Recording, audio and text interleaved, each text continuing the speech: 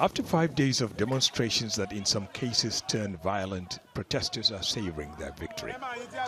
Protests began 6 days ago after a man was allegedly shot and killed by members of the police unit called the Special Anti-Robbery Squad, or Sars.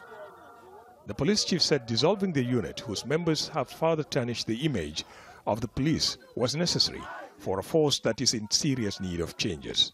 The Special Anti-Robbery Squad of the Nigerian Police, otherwise known as Sars, is hereby dissolved across all formations, the 36 state police commands, and the Federal Capital Territory, where they currently exist.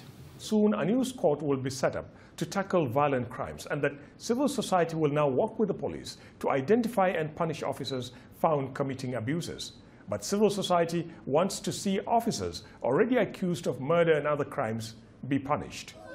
Buoyed by their victory, activists now want to push for more accountability from judges and politicians. Judicial, corruption is still very, high. Legislative corruption is going on, and executive corruption is going on. So definitely, all the institutions, all the public institutions need serious, reform in order to respond to the yearning and aspiration of Nigerians. You cannot have an organization that is supposed to be run by law and order, and it is completely doing, carrying out its activities with impunity. On the street, many say they've heard it all before. This is not the first time the government have been banned SARS. They are banned it. This is the third time now. At the end, they'll soon come up again. So for me, it's not acceptable. And the fact that Nigerians can actually gather up and to a cause, actually, and to do things that people know that we have a voice. They insist dissolving the anti-robbery unit alone is not enough. They want officers guilty of the crimes they've been accused of punished. And that is what Nigerians will be watching out for before the new police outfit is formed. Ahmed Idris, Al Jazeera, Abuja. Osei Ojigo is the director of Amnesty International Nigeria. She says there's skepticism about the decision to dissolve the squad. I think it's a step in the right direction in terms of stopping the excessive use of the SARS to perpetrate crimes in Nigeria.